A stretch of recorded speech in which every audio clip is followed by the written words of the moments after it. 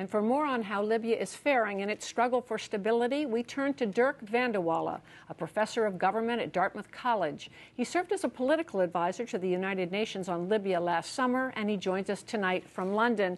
And Professor, thank you for joining us. How far along is Libya today on the path to building some sort of stable democracy? Well, I think there is still a long ways to go, Margaret. Certainly, the interim council has made major steps forward. Certainly, the fall of Tripoli and the attempt to come up with a new government is a step in the right direction.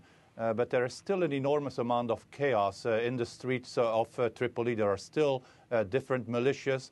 There is still a lot of misunderstanding of what precisely that new vision for Libya should be. And my hunch is that that will probably continue for a while longer.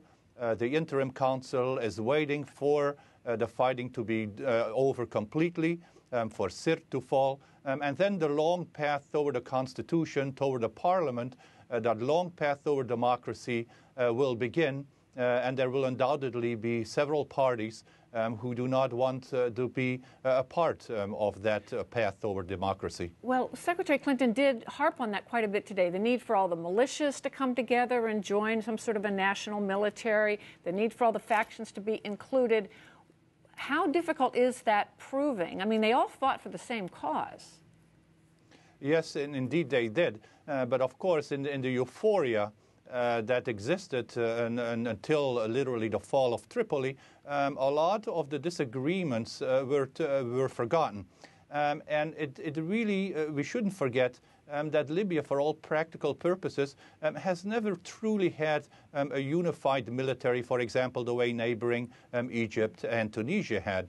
And so, in a sense, Libya needs to start on a process of state building. And one of the most important elements of state building here will be to come up with a military and a security force that truly represents the country of a whole, and not these different militias that are still in cities like Tripoli. This will be a very difficult process, I think, and it certainly will need an enormous amount of leadership from the interim council to come up with a solution that can include all the different parties that we now still find in Libya, and that undoubtedly, as Libya becomes more free, as Libya becomes more open, will find all kinds of opportunities to voice their opinions and make it perhaps more difficult to really find a unified solution for the kind of political problems and the security problems that Libya now needs to face. Is the big hurdle here to just getting on that path, is it that the government has said they can't start the timetable till Sirte falls? I mean, in retrospect, was that a mistake? Certainly that was part of the issue here. The interim council, when it was still in Benghazi, consistently said all along that the timetable toward the constitution, toward the elections, would start once the country was unified. And on the one hand, I think that was a good decision to make. On the other hand, of course, the longer that process takes, the longer it takes to truly start that process of unification, precisely the greater the opportunities are of these groups that do not necessarily share that vision of the interim council to really step in and make their voices heard. And in the chaos that still exists to some extent in Libya, that kind of voice is not always very comfortable and indeed can be very disruptive to the interim council. Now, she also warned against reprisals, but there were reports of bloody reprisals done by both sides. How hard will that be to contain?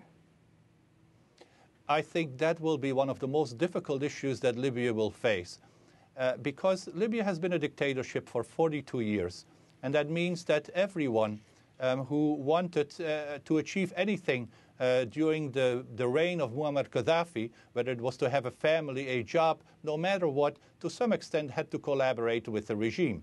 And so the real big difficulty is how do you separate those that are clearly beyond the pale from those that simply collaborated because they had to. That is the very difficult decision that the interim council will have to take.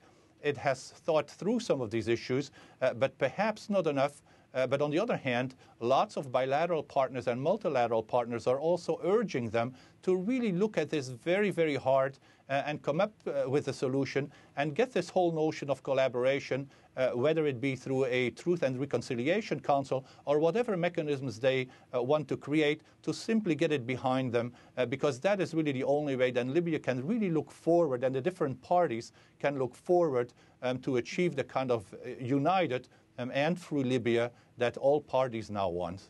Well, much to unfold. Professor Dirk van der Wallen, thank you so much for joining us. My pleasure.